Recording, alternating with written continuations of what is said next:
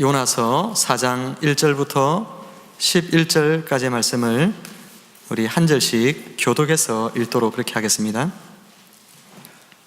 제가 먼저 읽습니다.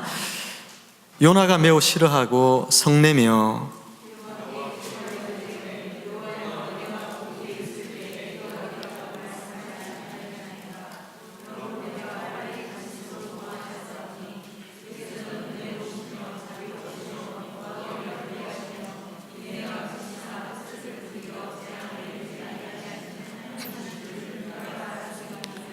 여호와여, 원하건대 이제 내 생명을 거두어 가소서. 사는 것보다 죽는 것이 내게 나음이니이다 하니, 요나가 성읍에서 나가서 그 성읍 동쪽에 앉아 거기서 자기를 위하여 초막을 짓고 그 성읍에 무슨 일이 일어나는가를 보려고 그 그늘 아래에 앉았더라.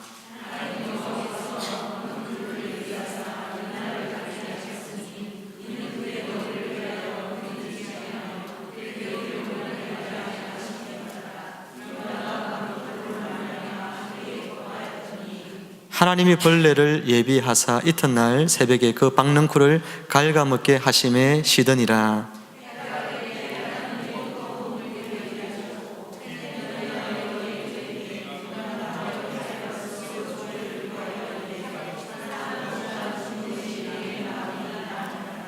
하나님이 요나에게 이르시되 네가 이 박넝쿨로 말미암아 성내는 것이 어찌 옳으냐 하시니 그가 대답하되 내가 성내어 죽기까지 할지라도 옳으니이다 하니라.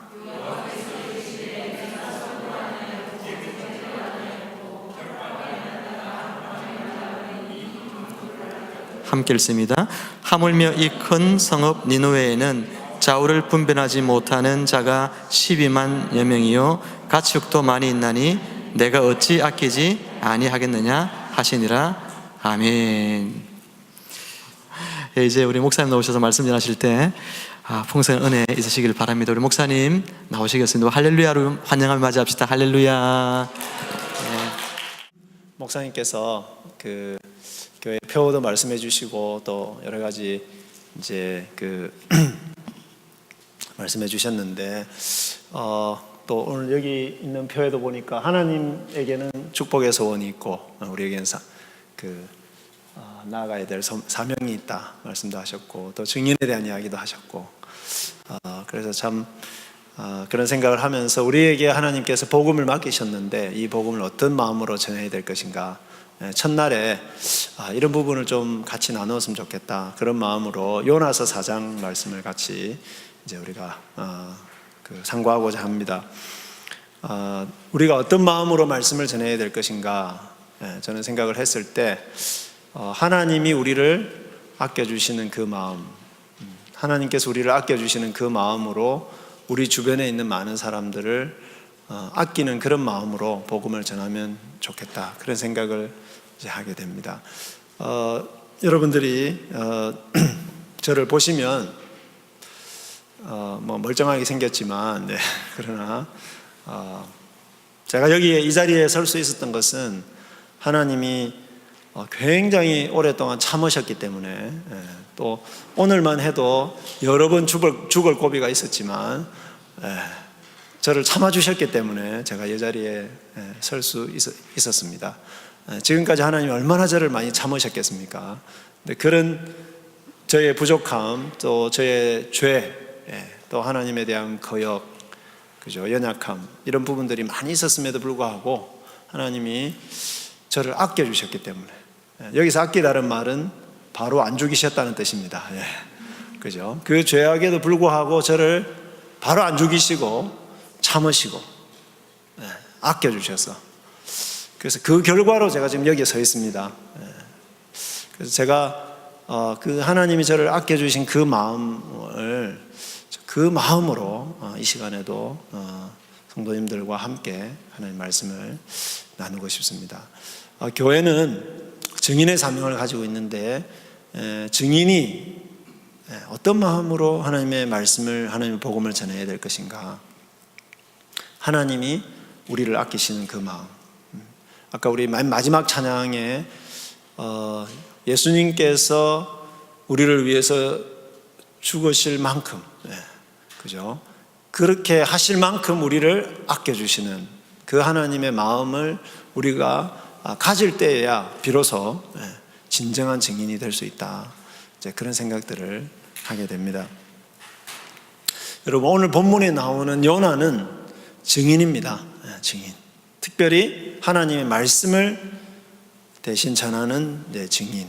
그래서 그것을 이제 구약에서는 선지자다 그렇게 불렀습니다. 선지자 또는 예언자 그렇게 불렀는데요. 오늘날의 교회도 이런 사명이 있습니다. 선지자적인 사명. 그러니까 선지자처럼 하나님을 증언해야 되고 하나님의 말씀을 전해야 되는 그런 선지자적인 사명이 있습니다. 그래서 여러분, 우리가 이 시대에 교회가 여기 왜 필요하겠는가 우리가 좀 생각해 봤을 때 제일 중요한 것은 하나님의 말씀을 우리가 가지고 있다는 것이죠. 하나님의 말씀을 가지고 있기 때문에 그것이 진리이기 때문에 그 진리를 가지고 이 세상이 뭐가 잘못됐는지에 대해서 그죠? 정확하게 그것은 죄입니다 라고 분명히 이야기할 수 있고, 그렇게 살면 망합니다. 그렇게 살면 죽습니다. 우리가 그렇게 말해야 되는, 그죠? 그런 분명한 사명이 있습니다. 요나처럼 니느웨 성에 가서 여러분 그런 식으로 살면 40일 후에 이 성이 망합니다. 그죠? 그렇게 우리가 말해야 되는 그런 사명을 갖고 있습니다. 그런데 요나가 부족했던 것이 뭐겠습니까? 여러분, 하나님 말씀에 의하면 여러분이 지금 하는 것들은 다 죄고 여러분들을 망하게 하는 것들이고, 그래서 여러분 그렇게 살면 40일 후에 여러분 다 죽습니다. 그렇게 말씀을 전하는데 마음에 뭐가 없습니까? 자신을 하나님이 정말 귀하게 여기시고 자신의 연약함에도 불구하고 아끼시고 또 참으시고 아끼시고 그렇게 해서 자신이 지금까지 존재했던 그 하나님의 마음, 그 아끼시는 마음이 없이 너희들 그딴 식으로 하면 죽어, 빨리 죽었으면 좋겠어, 어떤 의미에서는 그런 마음으로 차갑게, 그죠? 하나님 말씀을 선언한다면 그죠? 교회는 증인으로서의 역할을 제대로 감당할 수가 없습니다. 말씀을 전해야 됩니다. 죄가 죄라고 이야기해야 됩니다. 그러나 하나님의 아끼시는 마음이 없이 우리를 사랑하셨듯이 그런 그 하나님의 그 사랑하는 마음, 그 아끼시는 마음이 없이 그냥 성경책을 들이대면서 너희들은 이것이 잘못되어서 너희들은 망할 거야 라고 이야기한다면 이 세상은 하나님께로 돌아올 수 없다는 것입니다. 그래서 전하기는 전하는데 정죄하듯이 너희들이 그러니까 망하는 거야. 예를 들어서 우리가 세상을 향하여 그런 마음으로 세상을 바라보고 그런 선지자적인 사명을 감당한다면 여러분 이것은 굉장히 이기적이고, 나는 하나님께 아낌을 받는 것을 정말 좋아하면서 그죠? 세상에 대해서는 하나님이 정말 아끼신다라고 하는 그 마음을 가지지 않은 채로 그렇게 말씀을 전하는 것은 굉장히 이기적인 그러한 선민의식이다, 그렇게 말할 수가 있는 것입니다. 바리새인들처럼 다른 사람들이나 교회들의 죄를 차갑게 지적만 하는 것, 내가 구원받는 것은 당연하게 생각하면서도 저들이 짓는 죄를 계속 지적하면서 너희들은 죽어도 싸다, 망해도 싸다, 이런 마음으로 우리가 하나님의 말씀을 전하는 것은, 그것은 우리가 선지자적인 사명을 제대로 감당하는 것이 아니다라고 하는 것입니다. 이런 이기적인 선지자 마음, 선민의식, 이런 것들은 우리 교회가 가져야 될 증인으로서의 마음은 아닙니다. 선지자는 하나님의 말씀을 전하지만 그러나 그 말씀을 전할 때에 반드시 어떤 마음을 가져야 되겠습니까? 하나님의 아끼시는 마음. 독생자를 죽이셨으라도 우리를 살리고자 하시는 그 간절한 아끼시는 그 마음, 그 마음을 가지고 우리가 하나님의 말씀을 전해야 된다 하는 것입니다. 요나는 이기적인 선민의식에 젖은 대표적인 선지자였습니다.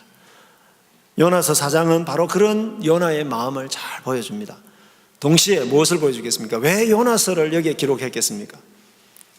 여러분, 선지서를 쭉 기록한 것은요, 선지자들이 하나님의 말씀을 전한 것을 체계적으로 쫙 기록한 것이 선지서인데, 여러분, 요나서는 굉장히 특이한 선지서죠. 요나서에는 예언이 딱 한 줄밖에 안 나옵니다. 여러분, 이사야서 예언은 얼마나 많습니까? 그죠? 이사야서 66장에 많은 예언들이 기록이 되어 있는데 요나서에는 딱 한 줄밖에 없습니다. 예언이. 뭘까요? 40일이 지나면 이 큰 성읍 니느웨가 무너지리라. 그 한 줄밖에 없습니다. 나머지는 전부 다 뭐겠습니까? 요나의 이야기를 기록을 하고 있습니다.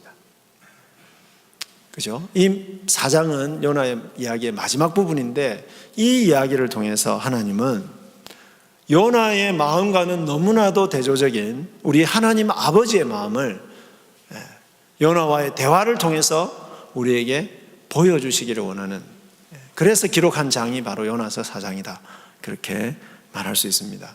그래서 우리가 오늘 이 본문을 묵상하면서 하나님이 우리에게 꼭 가지라고 하시는 그 아버지 하나님의 마음이 어떤 것인지 그것에 대해서 함께 생각하고자 합니다. 여러분, 오늘 우리가 읽은 본문 1절에 보면 이런 표현이 나옵니다. 요나가 매우 싫어하고. 여러분, 참 이런 것도 성경에서 참 보기 힘든 이제 기록이지 않습니까? 하나님의 선지자인데 하나님 앞에서 굉장히 짜증을 내고 있는, 여러분, 이런 거 참 이렇게 너무 솔직하고 그렇지 않습니까? 근데 매우 싫어했다 이렇게 나옵니다.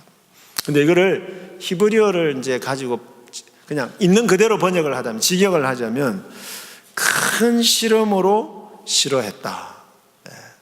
뭐 요즘 아이들이 쓰는 말로 이야기하면 왕짜증으로 짜증냈다, 그런 의미입니다. 또 이렇게 번역할 수도 있습니다. 요나에게 그것은 너무나도 큰 재앙으로 여겨졌기 때문에 요나로 하여금 엄청나게 짜증을 나게 하는 것이었다. 그 일이, 한 가지 일이 있는데 그 일이 요나에게는 너무나도 엄청난 재앙처럼 여겨져서 요나가 짜증을 내게 만들었다. 누구 앞에서요? 하나님 앞에서. 그러면 왜 요나는 이렇게 하나님 앞에서 막 짜증을 내고 있는 것일까요? 막 화를 내고 있는 것일까요? 바로 앞절에 있습니다. 그 대답이 있습니다. 3장 10절에 그 대답이 있습니다.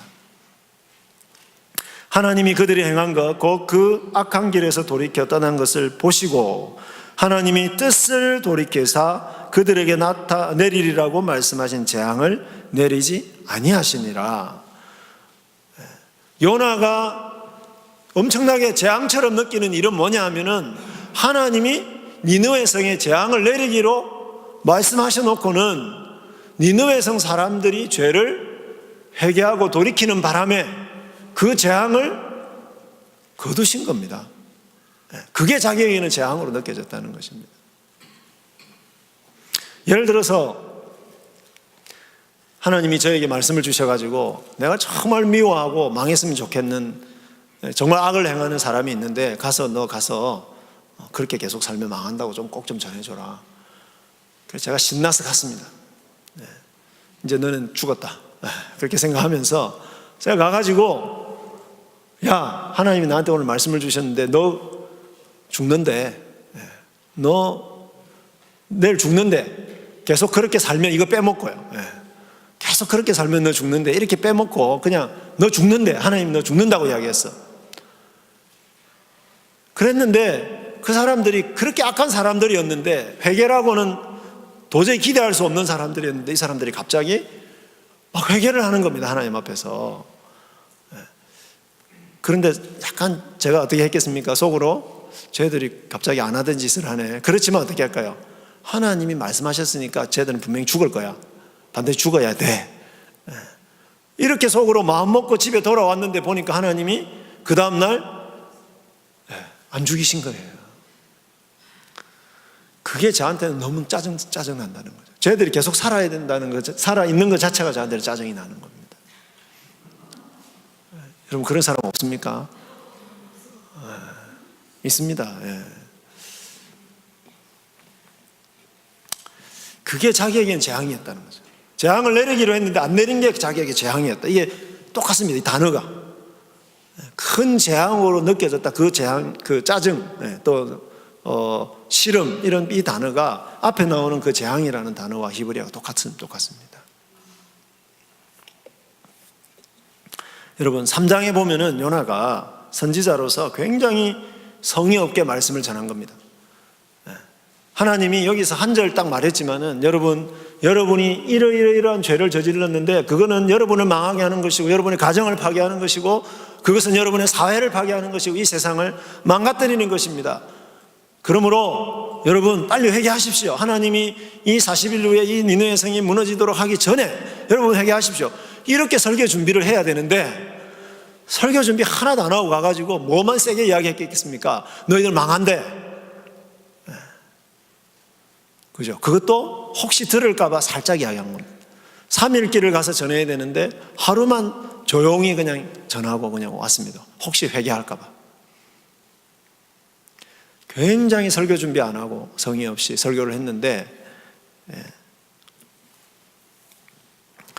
1장 2절에 보시면은 여러분 잠깐만 보시겠습니까? 1장 2절. 같이 한번 읽어볼까요? 너는 저 큰 성 니느웨로 가서 그것을 향하여 이르시라. 그 독이 내 앞에 상달되었음이니라 하시니라. 여러분 거기 보니까 그 성에 악한 독, 그죠? 얼마나 그 사람들이 악을 행하고 죄를 많이 지었는지 그것이 어디까지 이르렀다고요? 하나님 보좌 앞에까지. 하나님 보좌 앞에까지. 실제로요, 요나 당시에 가장 악하기로 소문난 나라, 도시국가가 있었다면 그게 아수르였습니다.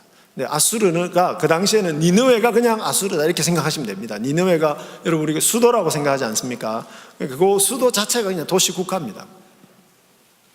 이때는 아수르가 막 그렇게 평창하지 않을 때였습니다. 그런데 이 아수르는 굉장히 악하기로 소문난 그런 이제 도시국가였다 이렇게 보시면 됩니다. 가난한 사람들, 힘든 사람들, 권력자들이 착취하고 압제하고 죽이고 빼앗고, 그래서 그 가난하고 힘든 사람들이 너무 힘이 들어서 막 부르짖는데 그 부르짖음이 어디까지 들렸다고요? 하나님 귀에까지 들릴 정도로. 언제를 생각하면 되겠습니까? 이스라엘 백성들이 애굽에 있을 때 이집트 사람들이 이스라엘 사람들을 노예로 부리면서 채찍질하고, 그죠? 열심히 부려먹고, 근데 근무 환경은 너무 안 좋아서 때로는 돌에 맞아 죽기도 하고, 그죠? 떨어져서 죽기도 하고. 그런데 그런 거에 대해서 보상 한 번도 안 해주고 월급도 챙겨주지 않고. 그래서 너무 힘들어서 이스라엘 백성들이 힘들어하는 그 고통의 소리가 어디까지 들렸다고요? 하나님께 들릴 정도로. 바로 아수르가, 니느웨가 바로 그런 성이었다 하는 것입니다. 여러분, 이런 성은 우리 생각에는 어떨까요? 빨리 망했으면 좋겠다. 우리 인간적인 마음이죠, 그것이. 그런데 요나도 그런 마음이었습니다.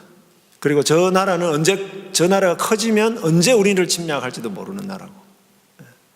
그래서 요나는 정말 성의 없는 마음으로 살짝 이야기했는데요, 설교 준비 하나도 안 하고 설교를 했는데 놀라운 일들이 일어났습니다. 그 성에 왕부터 시작해가지고 고관들, 그리고 백성들, 그리고 짐승들까지 금식을 하면서 하나님께서 뜻을 돌이켜 주시기를 간절하게, 그렇죠, 간절한 마음으로 기도하면서 회개하고, 자신들의 죄악에 대해서 회개하고, 그야말로 뒤집어지는 역사가 일어난 겁니다. 설교 준비 정말 하나도 안 하고 설교를 했는데 성도들이 뒤집어지는 역사가 일어났다. 하나님 말씀을 듣고 그 죄를 회개하고 자신들 막 가슴을 치고. 여러분, 얼마나 좋은 일입니까? 저도 좀 이런 일이 일어났으면 좋겠습니다. 제가 설교할 때마다. 그런데 요나는 그것을 재앙으로 여겼다는 거예요. 어떻게 이런 일이 일어나느냐? 어떻게 이런 일을 하나님이 일으키신다는 얘기냐? 너무 화가 나는 겁니다. 하나님 앞에. 하나님께 화가 나는 겁니다. 왜 그렇게 하나님 하시는지.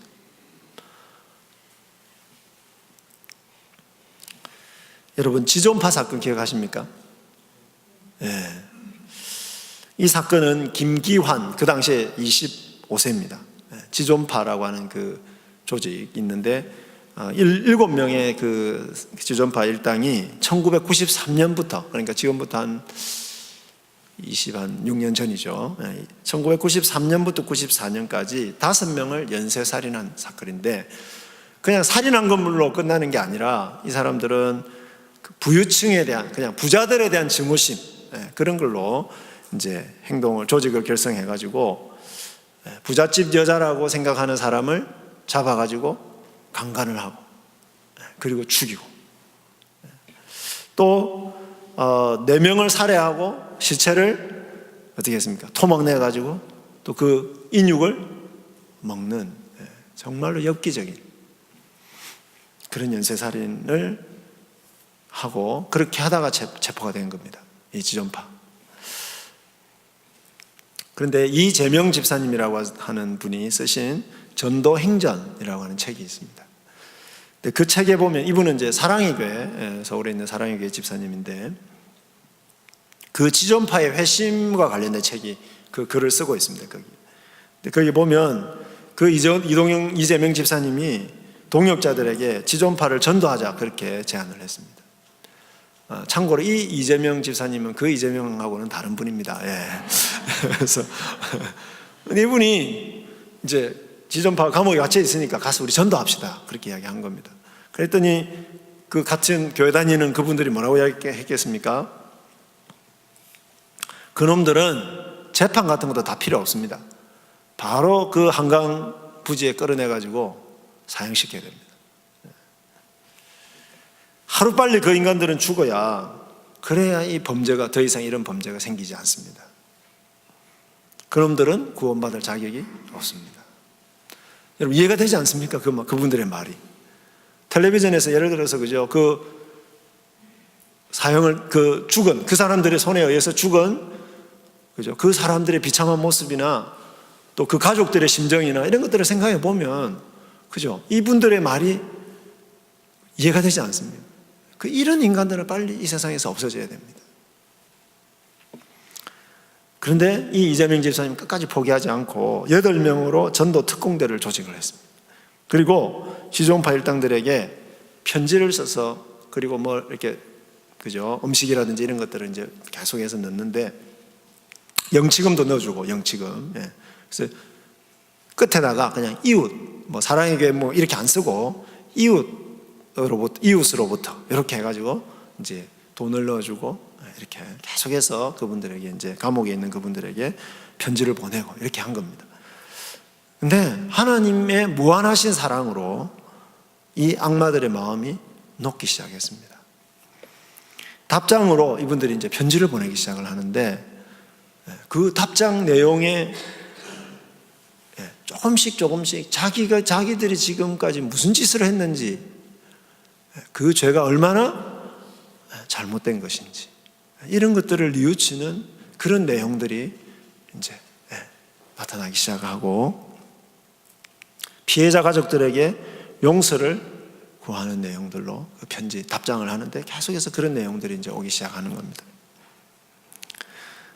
그리고 사형 집행 전에는 어떻게 했느냐? 자신의 시신을 기증을 하고, 그리고 자신의 영치금으로 다른 사람들을 돕기도 하는 그런 변화들이 이 사람들의 삶 가운데 일어나기 시작했다는 것입니다. 모두 사형을 당했는데 사형 집행장에서 하나님을 부르며 하나님의 품에 안겼습니다. 여러분은 지존파가 회개하고 하나님 품에 안기게 된 것에 대해서 기쁘십니까? 선뜻 대답을 못 하시네요. 저도 그렇습니다. 형사님이 블로그를 운영을 하는데, 무법자도 하나님만 믿으면 천국 가는 더러운 세상, 이렇게 썼습니다. 이 형사님은 하도 이제 그런 범죄들을 많이 보기 때문에 그 마음도 이해가 되지 않습니까? 근데 이분은 뭐가 없었겠습니까? 자기도 하나님이 얼마나 아끼시고 사랑하시는지 그걸 경험하지 못했기 때문에 그런 말을 쓰는 거죠. 요나의 마음도 바로 이 형사님의 마음과 같습니다. 2절 3절을 보십시오. 요나는 악한 니느웨 사람들을 용서하신 하나님께 불평을 하고 막 이렇게 따지고 있습니다. 근데 따질 때도 이 사람은 너무나도 훌륭한 신앙인이었기 때문에 신앙 고백을 하면서 따지고 있습니다. 그러니까 사도신경 우리 했지 않습니까? 그러니까 사도신경을 막 하면서 하나님 앞에 따지고 있다, 이렇게 생각하시면 되겠습니다. 2절 읽어보겠습니다. 여호와여, 내가 고국에 있을 때에 이러하겠다고 말씀하지 아니하였나이까? 그러므로 내가 빨리 다시스로 도망하였사오니 주께서는 은혜로우시며 자비로우시며 노하기를 드디하시며 인애가 크시사 뜻을 돌이켜 재앙을 내리지 아니하시는 하나님이신 줄을 내가 알았나이다. 굉장히 훌륭한 신앙 고백을 하고 있는 겁니다. 요즘 우리말로 하자면 하나님은 독생자를, 우리를 너무너무 사랑하셔서 독생자까지 우리에게 보내주셔서 십자가에 못 박아 죽으시고 죽게 하시고 그 다음에 장사 지낸 바 되게 하시고 그리고 다시 살리셔서 우리를 구원하실 정도로 하나님 우리를 정말 사랑하시는 하나님이십니다. 그런데 하나님은 너무 사랑이 많으셔가지고 이스라엘만 사랑하면 되는데 또 오지랖이 너무 넓으셔서 혹시라도 니느웨까지 사랑하시면 어쩌나 제가 그렇게 걱정했는데 그 걱정하는 일을 하나님이 진짜 지금 하셨다는 겁니다. 그러면서 따지고 있는 겁니다. 사도신경을 하면서 하나님 요거는 나한테만 해당하면 되는 겁니다. 이 사도신경은 우리 교회만 해당하면 되는 거지, 저 교회 밖에 있는 저 나쁜 인간들한테까지 이 사도신경을 고백하게 하면 어떻게 하는 겁니까? 그 이야기하고 있는 거죠. 하나님은 정말 죄인인 우리에게 은혜로우시고 자비로우시고 정말 노하실 수 있는데도 불구하고 바로 노하시지 않고 계속 참고 계시고 그러신 분이시지 않습니까? 그래서 우리가 얼마나 감사합니까? 그분이, 제가 이렇게 설교할 수 있다는 게 얼마나 감사한지, 그분의 인내 때문에 제가 여기 와서 설교할 수 있다는 거 얼마나 감사한 일입니다. 죄인도 사랑하셔서 어떻게 하든지 그 죄인이 돌이키도록 그렇게 애를 쓰시고, 돌이키기만 하면 아무리 엄청난 심판을 내리시기로 하셨다가도 금방 거두어들이시는 그런 하나님이 너무 좋아서 요나도 그 하나님을 믿었습니다. 이스라엘도 그 하나님이 좋아서 하나님을 지금까지 믿어왔습니다.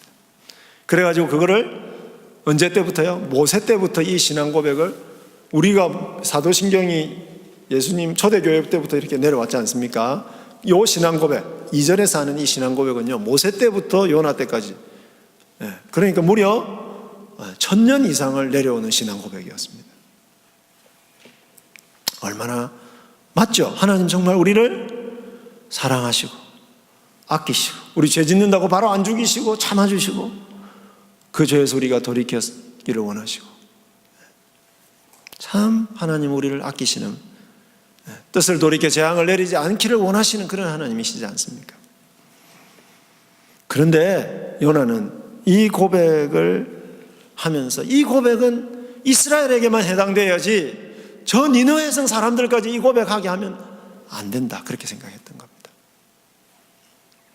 이렇게 좋으신 하나님이 이스라엘이 아닌 니느웨, 즉 저 악한 아수르의 하나님이 되시는 것이 너무나도 싫었다는 것입니다. 3절에 보면 얼마나 싫었는지, 니느웨가 하나님께 구원받는 받는 것보다는 차라리 자기를 죽여달라고 이야기할 정도로 싫었습니다.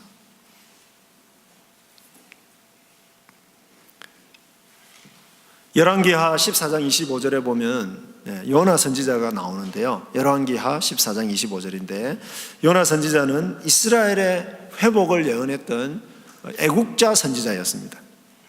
그는 그의 예언대로 실제로 하나님께서 이스라엘이 요나 이전에 그 이스라엘은 북이스라엘은 남북이 나눠져 있었는데 북이스라엘이 주변 나라로부터 굉장히 고통을 많이 당했습니다. 특별히 아람이라고 하는 나라로부터 굉장히 고통을 많이 당했는데, 그죠? 그래서 사람들이 어떻게 했을까요? 저 아람으로부터 좀 벗어나면 좋겠다, 이렇게 많이 생각을 했을 텐데, 그런데 왕이 바뀌고 난 다음에 여로보암이라고 하는 왕이 바뀌고 난 다음에 하나님이 요나 선지자를 통해서 너희들이 영토가 확장될 것이다 하는 그런 예언을 했는데, 하나님이 그 예언대로 이 이스라엘 영토가 확장되게 하시고 아람으로부터 고통당하던 데서 해방이 되었습니다. 그래가지고요, 실제로 요나 선지자가 활동을 할 때에 그 북이스라엘의 영토가 제일 넓었습니다. 그러니까 백성들은 요나 선지자를 얼마나 좋아했겠습니까? 그렇죠? 우리 이스라엘을 사랑하셔서 하나님이 예언하신 대로 우리 이스라엘을 넓혀주셔서 얼마나 감사한지 모르겠다. 그래서 이스라엘에 있을 때 요나 선지자는 백성들로부터 존경을 받았고, 요나 선지자는 사도신경처럼 신앙 고백을 하면서 하나님을 찬양했고, 그래서 여러분 요나서 2장에 보면은 요나가 물고기 배 속에서 살아나가지고 얼마나 하나님을 찬양하고 있는지, 얼마나 멋진 찬양을 드리고 있는지 우리는 요나서 2장을 통해서 알 수가 있습니다. 정말 훌륭한 신앙인이었습니다, 요나는. 그런데 훌륭한 신앙인이긴 했지만 요나의 생각은 뭘까요? 하나님은 이스라엘의 하나님만 되셔야 된다 하는 것이었습니다. 요즘 말로 이야기하자면 하나님은 교회의 하나님만 되면 되지, 교회 바깥에 있는 사람들, 저 악을 행하는 저 사람들의 하나님이 되면 안 된다는 것입니다. 여러분, 저 아수르가 망하지 않고 하나님이 그대로 내버려 두셨다가 만약에 저 악한 나라가 왕성하게 되어가지고 우리나라를 쳐들어오는 날이 그런 일이라도 생기면 하나님 어떻게 하실 겁니까? 그런 마음이죠. 그런 마음. 하나님의 뜻이 중요한 것이 아니라, 하나님의 뜻대로 사람들이 구원받는 것이 중요한 것이 아니라 1차적으로 내가 잘 되고 내가 원하는 대로 하나님이 해주시고 우리 교회가 원하는 대로 해주시는 거, 그게 더 중요했다는 겁니다, 이 사람에게. 여러분, 저렇게 악을 행하는 사람을 하나님 그냥 내버려 두시면 어떻게 합니까? 기도하신 적 있으십니까? 저는 그런 기도 많이 했습니다. 요즘 광주 5.18에 대해서 막 이야기 많이 하는데, 제가 대학교 다닐 때, 그죠? 4년 전에, 제가 대학교 1학년 다닐 때 4년 전에 그 일이 일어났었고, 그래서 저는 대학을 다니면서 저하고 헤어스타일 비슷한 그분을, 그분 아시지 않습니까? 전모 씨. 그분을 왜 살려두냐고 하나님 앞에 제가 기도 많이 했습니다. 하나님 어떻게 이러실 수가 있습니까? 저렇게 악을 행하는 사람을 그대로 하나님 살려두신다는 게 이게 하나님의 정의냐고. 요나의 마음이 바로 그런 마음이죠. 여러분, 악을 악이라고 해야 됩니다. 그렇지 않습니까? 실제로 아수르 사람들이 너무 나쁜 짓을 많이 했기 때문에 그것을 나쁜 것이라고, 그건 죄라고, 그거는 사람을 파괴하는 것이라고 우리 이야기해야 됩니다. 교회니까 그 이야기 할 수 있습니다. 하나님의 말씀을 가지고 있으니까요.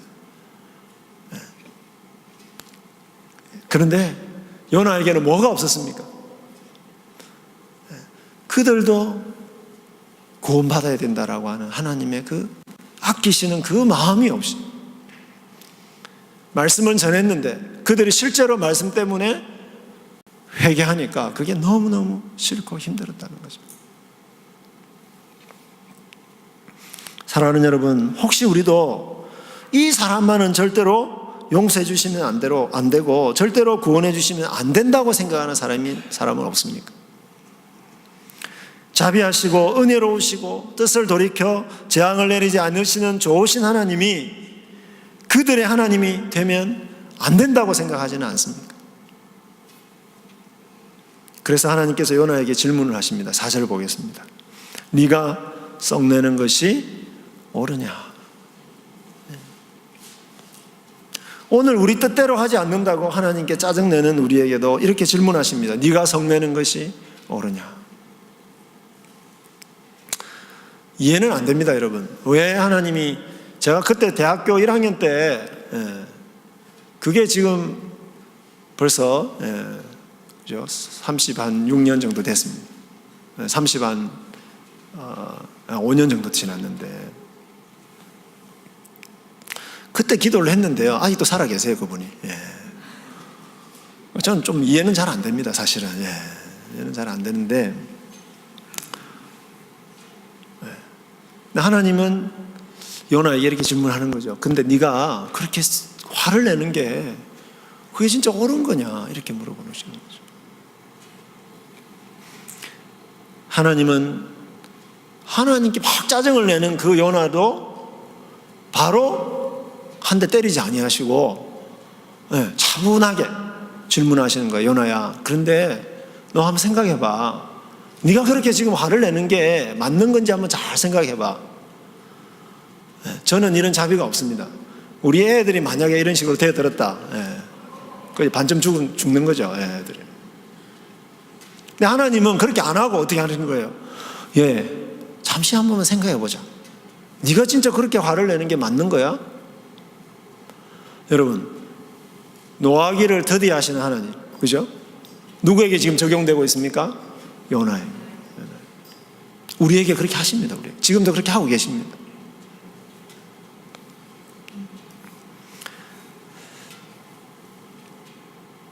요나가 깨달을 수 있도록, 깨달을 때까지 말씀해 주시는 거죠.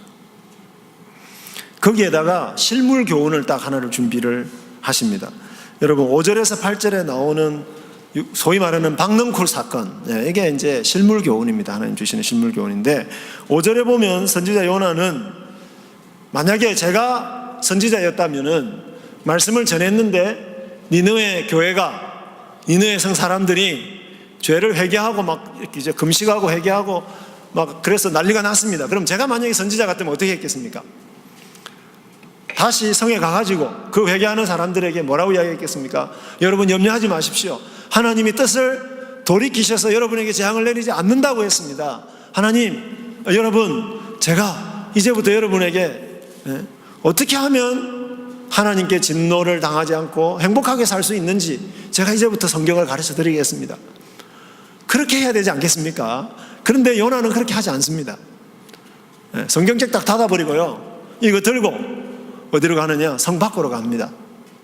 왜냐하면 조금 전에 하나님께 막 짜증을 내지 않습니까? 하나님, 도대체 이런 식으로 자비를 이렇게 쓸데없이 이렇게 남발하면 어떻게 하십니까?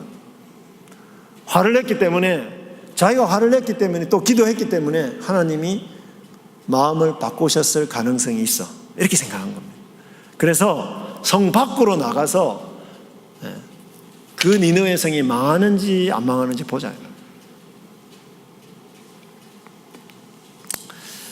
그런데요, 여러분, 니느웨는 여러분 그 이라크 있죠, 지금 이라크에 있습니다. 그러니까 얼마나, 그 중동이잖아요, 사막기후. 그러니까 얼마나 덥겠습니까? 그래서 초막을 하나 지어놓고는, 풀잎으로 이렇게 대충 해가지고 초막을 지어놓고 이제 니느웨 성이 언제 망하나, 그거를 이제 다 바라보고 있는 겁니다. 그런데 그런 요나에게 하나님은 놀라운 일을 행하시는 겁니다. 6절입니다. 한번 보시겠습니까? 같이 읽어보겠습니다. 하나님 여호와께서 박넝쿨을 예비하사 요나를 가리게 하셨으니 이는 그의 머리를 위하여,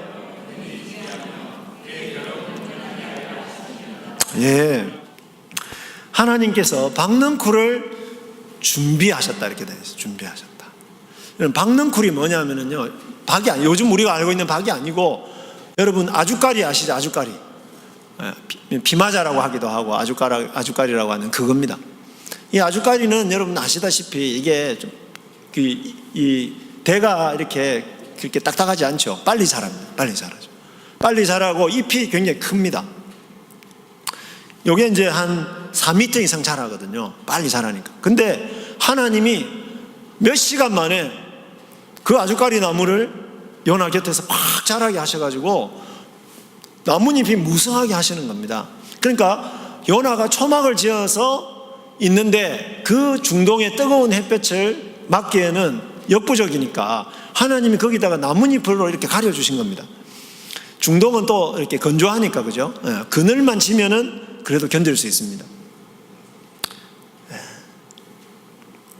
하나님이, 이거는 창조주만이 하실 수 있는 거지 않습니까? 바로 그죠? 아주까리 나무가 금방 자라가지고 이렇게 할 수 있는 하는 거는 그건 창조주 하나님만이 하실 수 있는 거죠. 그래서 여기서 보면 예비하사, 준비하사, 이 단어가 창조주 하나님의 특별한 사역, 그거를 이야기하는 겁니다. 예를 들어서 분명히 오늘 아침까지만 해도 내 통장에 돈이 하나도 없었는데, 그리고 돈 들어올 때도 하나도 없었는데, 그런데 오후에 누구한테 빚을 갚아야 되는데 5분 전에 통장을 확인해 보니까 내가 알지도 못하는 사람한테 예를 들어서 1억이 송금되어 있었다.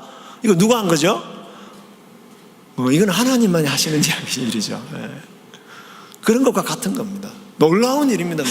도저히 일어날 수 없는 일을 하나님이 요나를 너무 사랑하셔가지고 했는데, 저는 어느 구절이 제일 은혜가 됐느냐, 여기 보십시오.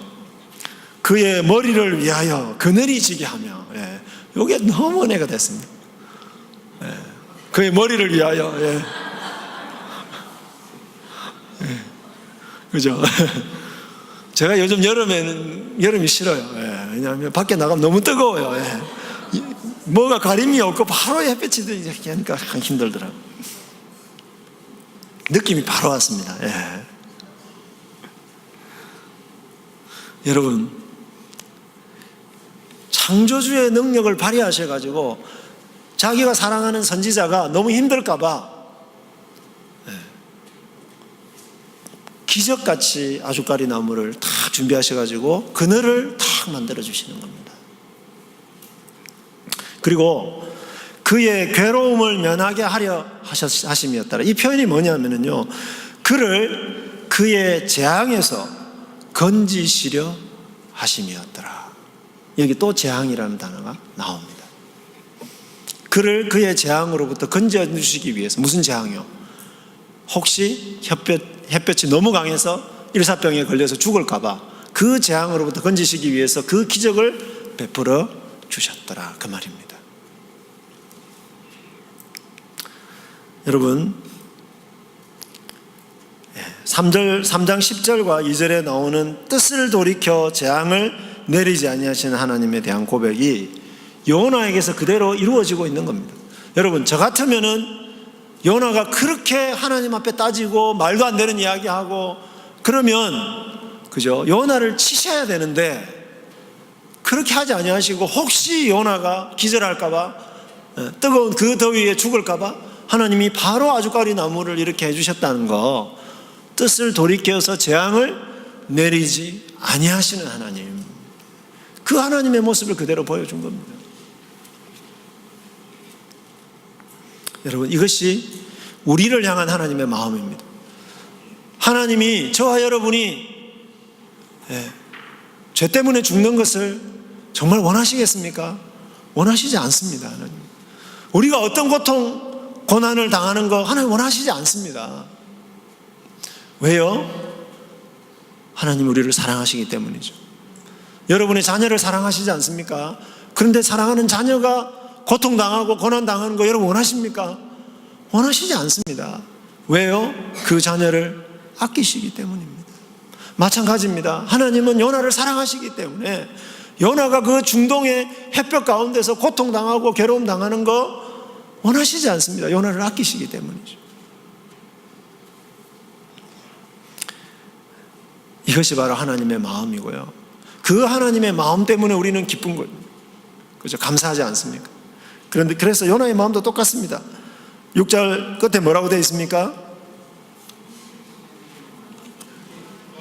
네, 요나가 크게 기뻐하였더라, 이렇게 되어 있습니다. 하나님이 자기를 아껴주시고 사랑해 주시는데 그 기적을 베풀어 주시니까 너무너무 좋았다는 겁니다. 너무 재미있는 것은요, 여기서 크게 기뻐하였더라, 이 표현이 1절에 있는 뭐라고 되어 있다고요?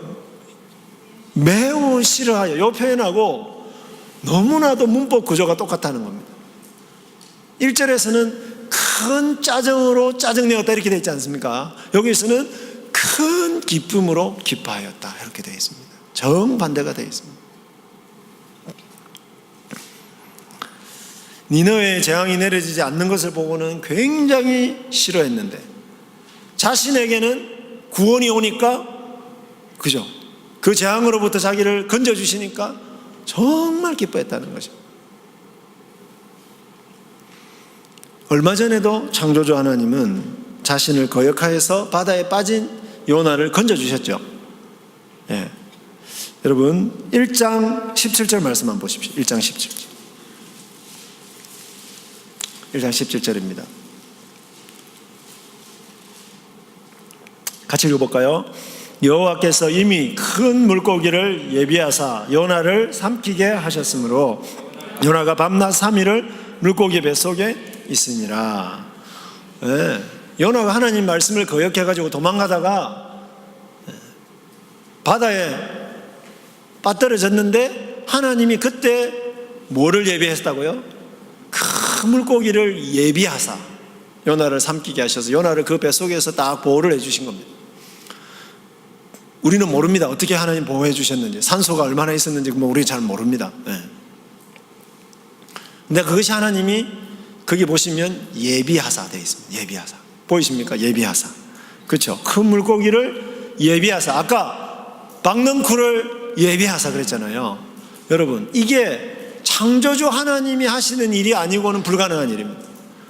어떻게 큰 물고기 뱃속에 들어가, 큰 물고기가 그때 딱 나타나가지고 그 요나를 삼켜가지고 그 뱃속에서 요나가 3일 동안 살아있을 수 있는 게, 이게 인간의 힘으로는 불가능한 일이죠. 이건 오직 창조주 하나님만이 하실 수 있는 일이죠. 그 창조주의 능력으로, 그 은혜로 물에 빠져 죽어야 마땅한 요나를 하나님이 그때도 구원해 주셨던 것입니다. 2장 6절에 보시면 그때도 요나는 정말 감사했습니다. 나의 하나님 여호와여, 내 생명을 구덩이에서 건져주셨습니다 하면서 엄청나게 좋아했습니다. 그때는 뜻을 돌이켜 재앙을 내리지 아니하시는 인자하시고 자비하신 하나님이 정말로 좋았습니다. 그런데 그 똑같은 하나님이 저주받아 마땅한 니느웨에도 똑같이 하셨을 때는 그것이 너무나도 싫었다는 것입니다. 이것이 요나의 마음입니다. 사랑하는 성도 여러분, 우리를 향한 하나님의 사랑, 자비와 용서, 구원은 정말로 기뻐하면서 내가 미워하는 사람들을 향한 하나님의 구원은 정말로 싫어하는 그런 우리들은 혹시 아닙니까? 우리의 구원만 기뻐하고 다른 사람들이 죽어가는 것에 대해서는 아무런 관심도 없는 우리는 혹시 아닙니까? 사랑하는 여러분, 저와 여러분의 마음은 요나의 마음일까요? 아버지 하나님의 마음일까요? 이제 하나님은 곧바로 요나에 대한 심판의 행동을 하십니다. 7절 말씀해 보시면 창조주 하나님은 6절과 정반대로 뭐를 예비하셨죠? 네, 벌레를 준비하셔서, 똑같은 단어입니다. 준비하셔서, 즉 창조주로서 하나님 갑자기 벌레가 확 생기게 하신 겁니다. 그래가지고 뭐라고 되어 있습니까? 박넝쿨을 갉아먹게 하셨다 이렇게 되어 있습니다. 그 다음에 뭐라고요? 8절 상반절에 보시면 사막 열풍을, 동풍을 또 준비하셔서 그렇죠? 요나의 머리에 쪼이게 하셨다 이렇게 되어 있습니다. 여러분, 박넝쿨을 시들게 하셨다, 시들게 하다 이 표현하고요, 죄송합니다, 갉아먹다 이 표현하고, 그 다음에 동풍을 준비하셔서 머리에 쪼이게 하셨다, 느낌 그대로 옵니다. 저는 여러분, 뜨거운 햇빛이 바로 그죠? 40도 50도 되는데 그 뜨거운 햇빛이 이제 막 내리쬐는 그 장면을 여러분 생각하시면 되는 거죠. 근데 이 단어 갉아먹다, 쪼이다, 이 단어가 같은 단어입니다. 요거는 주로 하나님이 심판할 때 쓰는 단어인데, 치다, 여러분 누구누구를 치셨으므로 죽었더라 이런 표현도 있잖아요, 그죠? 그 표현입니다. 치셨다라고 하는, 치셨다.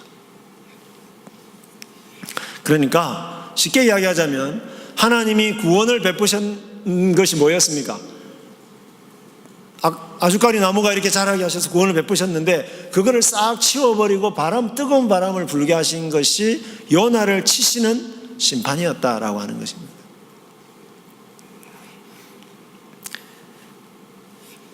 여러분, 왜 하나님은 갑자기 은혜를 거두어 가시고 요나에게 고통을 주고 계십니까? 여러분, 요나를 죽이고 싶어서 그렇게 했겠습니까? 요나를 괴롭히고 싶어서 그렇게 하셨겠습니까?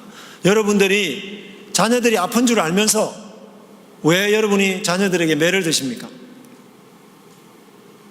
뭐 때문이시죠? 죽으라고요? 이놈 죽어라 그러면서 때리십니까? 잘 되라고 하시는 거죠. 매를 맞아서라도 좀 정신 차리라고 하는 거 아니겠습니까? 그죠? 역시 마찬가지입니다. 하나님 요나를 사랑하시기 때문에 이제는 뭘까요? 징계라고 하는 방법을 쓰시는 겁니다. 징계라고. 첫 번째는 요나 자신이나 이스라엘도 심판받아 마땅하다는 것을 깨닫게 하기 위해서입니다. 여러분, 저와 여러분도 하나님 앞에서는 니느웨처럼 심판받아 마땅한 자들이었습니다. 제가 말씀드리지 않았습니까? 제가 여기서 설교할 수 있는 거 오직 하나님의 은혜입니다. 저의 나쁜 생각, 저의 나쁜 행동, 저의 나쁜 말, 그거에 대해서 하나님이 일일이 시비를 거시고 저를 징계하셨다면 저는 절대로 이 자리에 설 수 없는 사람입니다. 하나님이 용서해 주셨고 은혜를 베풀어 주셨기 때문에 제가 여기에 서 있을 수 있고 여러분이 이 자리에 지금 앉아 있을 수 있는 것이죠. 그래서 그 요나에게 너도 니느웨 성 사람처럼 죽어 마땅한 죄인이라고 하는 것을 깨닫도록 하기 위해서 그 은혜를 잠시 거두신 것입니다. 두 번째는 자신에게 닥친 고난이 이토록 고통스럽다면 니느웨 사람들에게도 닥치는 재앙은 얼마나 고통스러울지 생각해 보라는 것입니다. 여러분, 그 중동의 뜨거운 햇볕이 막 내리쬐는데 여러분 거기에서 그 고통을 한꺼번에 느낀다고 생각해 보십시오.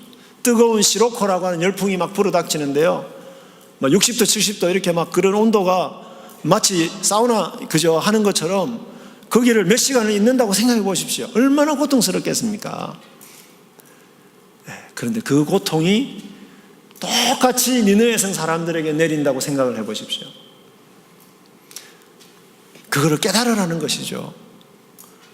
야, 너는 마음 편하게 너희들이 계속 이딴 식으로 살면 하나님이 여러분들에게 재앙을 내리실 거야.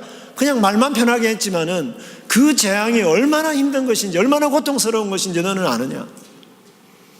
그거를 느끼도록 하시기 위해서 하나님이 요나에게도 재앙을 내리신 것입니다.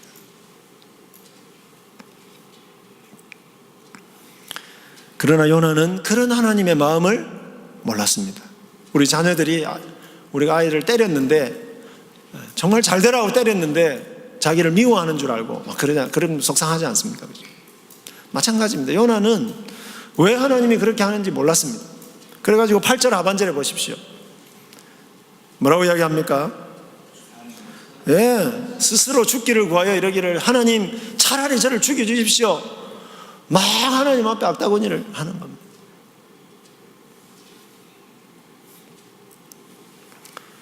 삼 절과 똑같은 반응을 하고 있죠. 요나가 싫어하는 거 두 가지입니다.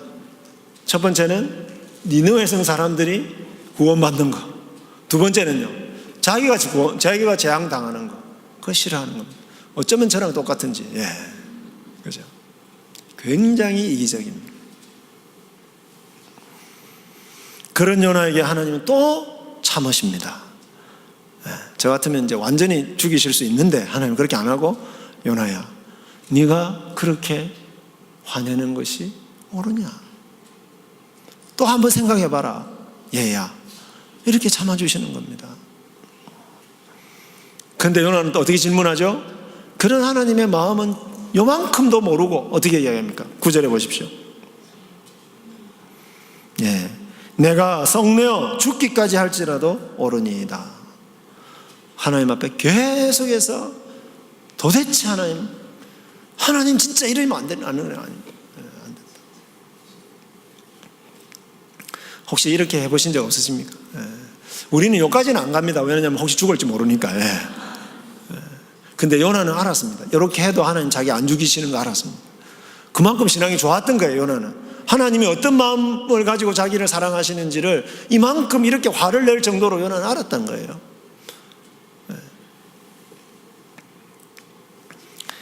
이런 요나에게 하나님이 저와 여러분에게, 요나에게 10절 11절의 말씀으로 질문을 하십니다. 마지막 질문인데 같이 한번 읽어보겠습니다.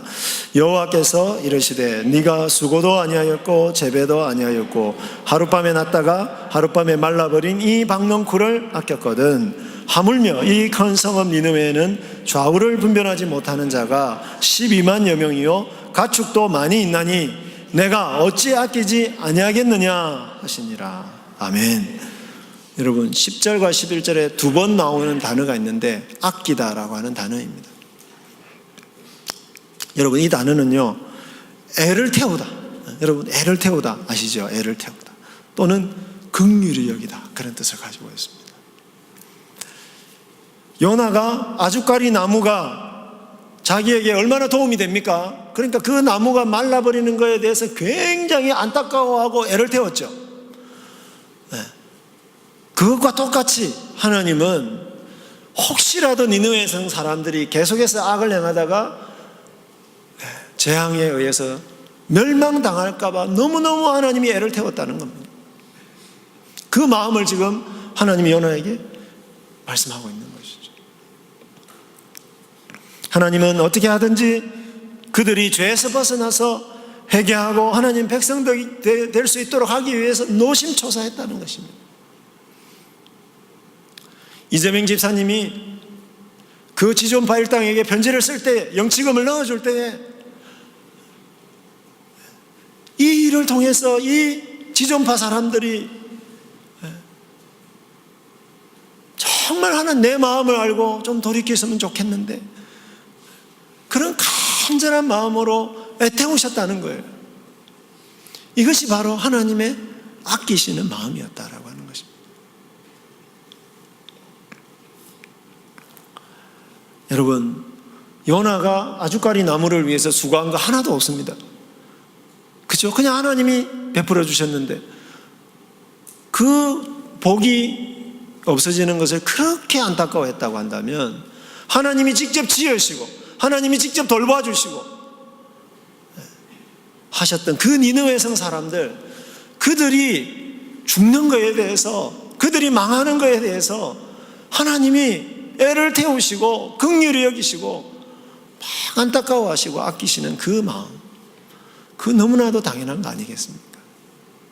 여러분, 우리가 우리의 자녀들, 우리가 낳은 이 아이들이 조금이라도 잘못되는 것 때문에 막 노심초사하고 애를 태우고 어떻게 하면 잘못되지 않을 수 있을까? 막 이렇게 애를 태우는 그 마음처럼 하나님의 마음은, 우리를 아끼시는 그 마음, 니느웨 성 사람들을 아끼시는 마음이 그러했다는 것이죠. 여러분, 왜 니느웨 성 사람들은 악을 행했겠습니까? 11절에 보시면 니느웨에는 좌우를 분별하지 못하는 자가 12만여 명이다 그랬습니다. 여러분, 좌우를 분별하지 못했기 때문에 악을 행한 겁니다. 여러분, 우리 아이들이 자기가 망하는 줄 알면 그렇게 나쁜 짓을 하겠습니까? 네. 그게 자기를 망하게 하는 줄을 모르기 때문이죠. 좌우를 분별하지 못하는 겁니다. 니느웨 성 사람들이 뭐가 좋은 건지 뭐가 나쁜 건지를 모르니까 자기들이 하고 싶은 대로 한 겁니다. 여러분, 이런 사람들에게 뭐가 필요합니까? 하나님의 말씀을 전해줄 선지자가 필요한 겁니다. 이런 사람들에게 선지자적 사명을 감당할 교회가 필요한 거죠. 그렇죠. 그래서 우리 교회가 여기 있는 거죠. 그런데 그분들에게 좌우를 가르쳐 주는 거죠. 이 말씀을 가지고 좌우를 가르쳐 줘야 되는 사명이 우리에게 있는 거죠. 그런데 여러분, 그 사명을 우리가 감당할 때 우리 사랑하는 자녀들을 아끼는 그 마음, 우리에게 베풀어준 하나님의 그 아끼시는 그 마음을 정말로 감사해야 하고 좋아하고 기뻐하는 그런 마음으로, 그 아끼는 마음으로 그들에게 좌우가 어딘지를 알려줘야 된다는 거죠. 그런 하나님의 마음으로 우리가 그 일을 감당해야 된다는 것이죠. 여러분 시간이 좀 갔지만 에스겔서 33장 11절 우리 같이 한번 읽겠습니다. 에스겔서 33장 11절입니다. 같이 읽겠습니다. 너는 그들에게 말하라. 주 여호와의 말씀이니라. 나의 삶을 두고 맹세하노니 나는 악인이 죽는 것을 기뻐하지 아니하고 악인이 그의 길에서 돌이켜 떠나 사는 것을 기뻐하노라. 아멘. 네. 분명히 들으셨죠, 그죠? 하나님은 분명히 악인이 망하는 것을 좋아하지 않고 그들이 돌이켜 사는 것을 원하십니다. 베드로후서 3장 9절 제가 읽겠습니다. 베드로후서 3장 9절인데 오직 주께서는 너희를 대하여 오래 참으사 아무도 멸망하지 아니하고 다 회개하기에 이르기를 원하시느니라. 아멘. 하나님의 뜻은 이 세상의 멸망이 아니라 구원입니다. 죽음이 아니라 생명을 주시기를 원하시고 진노가 아니라 자비를 베푸시기를 원하십니다. 예수 그리스도의 희생은 이스라엘만을 위해서 이루어진 것이 아닙니다. 이기적인 선민의식을 가졌던 이스라엘 백성들 중에는 이방인들까지 사랑하는 예수님을 자신들의 왕으로 인정할 수 없었습니다. 그래서 예수님을 배척한 사람들도 많았습니다. 하지만 예수님의 십자가는, 예수님의 사랑은 단지 자기 동족 이스라엘만을 위해서 베풀어진 것이 아니고 모든 이 세상의 사람들을 사랑하셔서 십자가를 지셨고 그 사랑을 베푸셨습니다. 그 사랑이 이스라엘을 넘어서 온 열방에 흘러 넘쳐서 저와 여러분들 같은 이방인들도 그 예수님 때문에 사랑을, 구원을 받은 것입니다. 이것이 바로 이 예수님의 십자가가 바로 하나님의 아끼시는 마음을 가장 잘 보여주고 있습니다. 우리도 우리를 아끼시는 하나님의 그 큰 사랑으로 구원을 받았습니다. 독생자까지 아낌없이 내어주신 아버지 하나님의 그 아끼시는 마음 덕분에 우리는 구원을 받았습니다.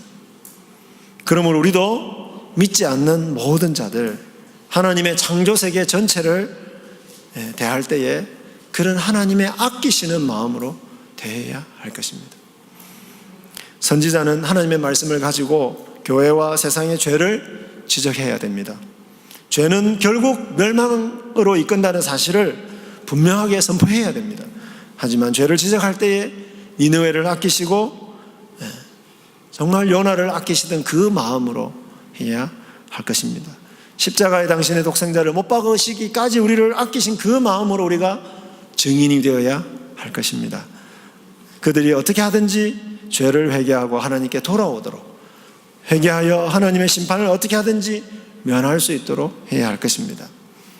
윤동주 시인의 시집에 시집이 있죠. 하늘과 바람과 별과 시. 거기 서시, 여러분 가장 유명한 시인데 거기 보면 이런 표현이 나옵니다. 별을 노래하는 마음으로 죽어가는 모든 것을 사랑해야지. 별을 노래하는 마음으로. 하나님이 우리에게 베풀어 주신 그 엄청난 사랑을 노래하고 감사하고 기뻐하는 그 마음으로 죽어가는 모든 것을 사랑해야죠. 사랑하는 성도 여러분, 교회와 직장과 가정, 이 세상 사람들을 한번 떠올려 보십시오. 여러분 주변에 정말 밥맛 없게 만드는 그 사람 한번 생각해 보십시오. 얼마나 불쌍합니까? 알면 그렇게 하겠습니까? 몰라서 그렇게 하는 거죠. 몰라서. 그래서 여러분 그 사람의 죄 때문에 여러분 고통 당하시죠? 그 죄에 대해서는 여러분 하나님께 고자질을 해야 됩니다. 하나님, 나 너무 힘듭니다. 그 사람이 나쁜 짓 하는 것 때문에 내가 너무 힘듭니다. 여러분, 그거는 하나님 앞에 가서 계속 이야기하셔야 됩니다. 고발하고. 그렇지만 그 사람도 그 죄를 깨닫고 그것이 자기를 망하게 하는 길인 것을 깨닫게 해주시기를 기도하고, 정말 별을 노래하는 마음으로 죽어가는 모든 것을 사랑하시는 저와 여러분들이 되기를, 그래서 하나님의 증인된 그 사명을 정말 능력 있게 잘 감당하는 저와 여러분들이 되기를 간절히 축복합니다. 기도하겠습니다.